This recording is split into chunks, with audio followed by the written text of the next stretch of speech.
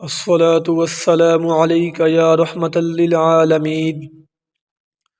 حضرت جابر بن عبداللہ رضی اللہ تعالی عنہما سے روایت ہے، مسجد نبوی کے ارد گرد کچھ مکانات خالی ہوئے۔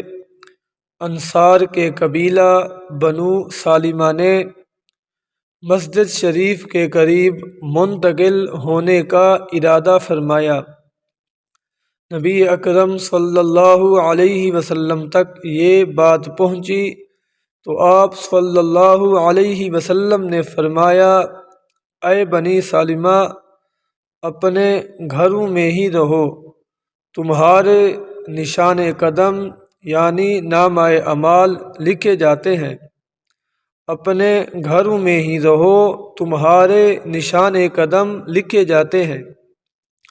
سامعین کرام، اس حدیث مبارک سے سبق ملتا ہے کہ اگر کسی کا گھر مسجد سے دور ہو تو مسجد میں حاضر ہو کر باجماعت نماز ادا کرنے میں سستی نہیں کرنی چاہیے۔